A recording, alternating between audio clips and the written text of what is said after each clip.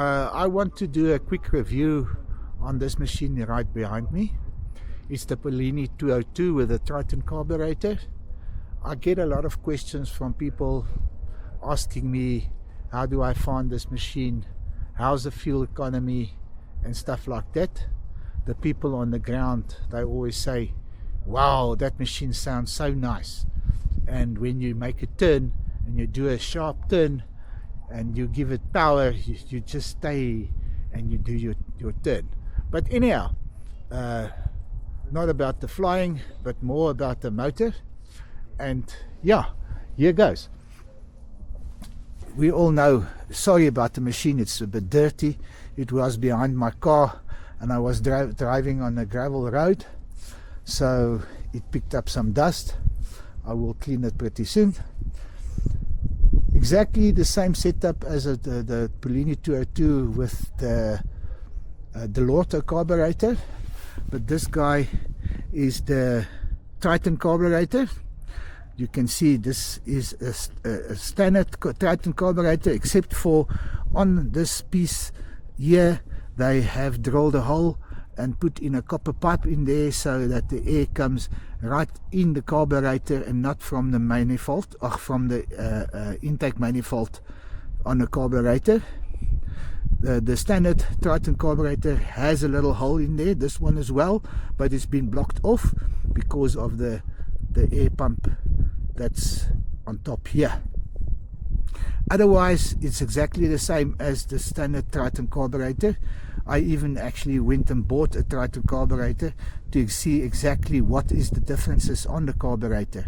That's the one difference. And if we go to the other side of the carburetor, what they have done is they have put this little block on here on the carburetor, so this low and high end jets is in this little block. So I don't know why, it may be just cosmetic, I don't know, haven't asked. It's just like that, I got it like that and it works. What I like about it is I make marks on this little block with my jet settings, so I know when it's leaner or richer when I set it. Then if we go to the other side again, you will see I have a earth wire on my throttle to my intake manifold here, because this carburetor is mounted on a rubber mount, so electricity doesn't flow through rubber. So I had to put on this little cable here for the throttle. Otherwise, exactly the same. So if you have to change to a Carburetor, you have to change the intake manifold, this little guy here, and then the carburetor, and then, as I understand, also this part on the air cleaner, because the diameter on this carburetor is different from the Carburetor. That's about what I understand, what's different. What I also did on this machine is to install the exhaust gas temperature thermostat, and there's my water thermostat, and I use both while I'm flying. Here the two cables runs to, and then you normally just have the one lead that goes into your meter, so you can see if it's if what's the temperature like. So in my case, I have a cable running from there to the switch here, and at the bottom at the moment I have it on my EGT, and if I want to see my water temperature, I can switch it over there and I can see what's my water temperature when I'm flying. So I have the option of choosing what temperature I want to see on my gauge. Then also the RPMs and everything is also a GP4. There's a GP4, so I can see what's going on on that. Otherwise, I have a helix prop on this machine. This helix prop is also a 140 centimeter prop, This is the only prop I have tested it with. It runs very nice. Enjoy it.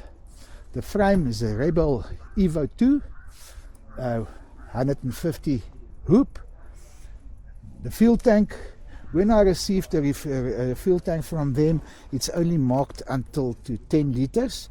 I marked myself the 12 and 14 and 16 liters because I fly a lot and long distances. This morning I have filled the tank up to 10 liters and I have flown for 58 minutes, and you can see I have used 2.5 liters of fuel. It was running a little bit too rich, too lean, and I made it a little bit richer, so my temperatures will be a little bit lower. The max temperature on this machine when flying, cruising, is around about 700 degrees. My temperature was running like 705 degrees. The max temperature, they say, which is your threshold, is 750, but I didn't get to that, but I made it a little bit richer. I do not want to go over 700. But anyhow, on my frame I also mounted this selfie stick, so I can swivel it forward, pull it out, and my selfie stick is mounted on this. Or I have that again, the same as on my Parajet, where I can fix my X4 on there. Then also on this is my dudek harness. It's the comfort. I originally wanted the light, but couldn't get the comfort, the light, because of stock availability. So I have the comfort. And then actually, end of the day, I found out this comfort is actually a lot better flying long distances than the light. And then also I have the Dudek 160 reserve. It's a new reserve, apparently a very nice reserve. I'm not going to throw it just to test it, but it's there if I should need to use a reserve one day. Just to show you my flight, which I had this morning. Here is my gaggle, and there you can see I have flown 50 kilometers, and the duration was 58. My minimum speed was 38, and my average speed 54, and my max speed 75. The wing I did use this morning was the Viper XE, and I didn't use full trims out or full trims in. I flew it with half trims on the first red line. So yeah, I enjoyed the flight. So 2.5 liters of fuel on an hour's flight. I think it's bloody damn good. But anyhow, this is about this setup I have here. This Rebel frame, or the tank and the fuel tank. The setup behind your seat is very nice because you've got a support behind you, and you have support on your back on the tank, so there's no hollow area. Another thing what I did differently, the Rebel 2 comes with this primer bulb. I have installed myself a Polini primer bulb to pump my fuel. I just like the primer bulb.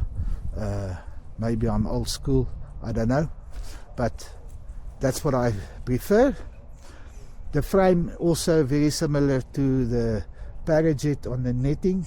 It's got a little pipe that goes over the frame, and it's been attached to the frame there, and yeah, it flies well, it works well.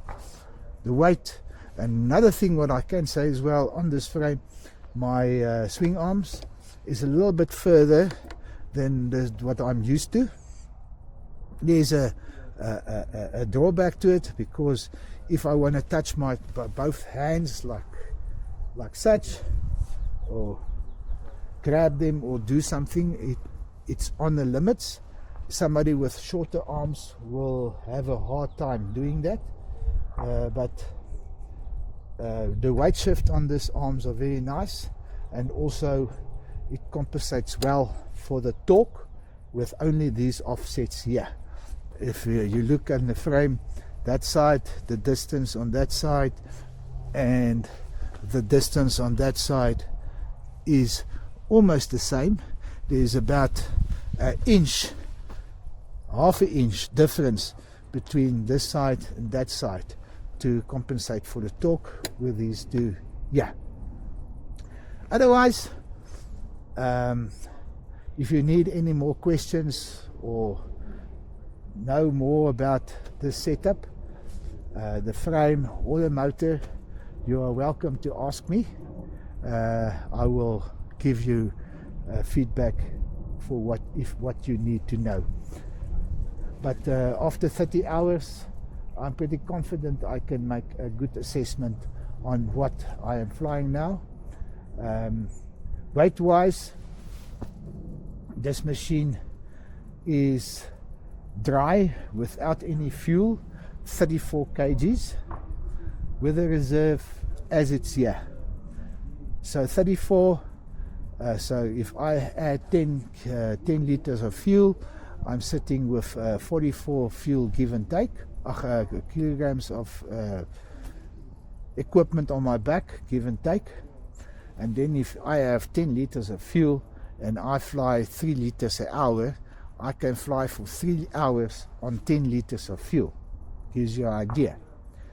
So it's heavier than my Parajet, but I get off the ground pretty much quicker. I climb out a lot quicker, and the guys on the ground, every time when I fly, they tell me, Lawrence, your motor sounds awesome. So yeah, there's it.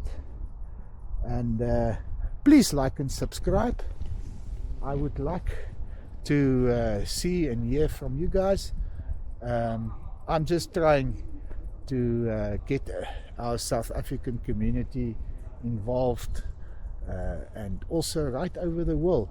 People like to know more about this. There's a lot of videos of flying. I don't do aerobatics. I promised my wife I will be safe when I fly this thing, and the moment you can start doing aerobatics and stuff like that, I don't think you will be that safe anymore.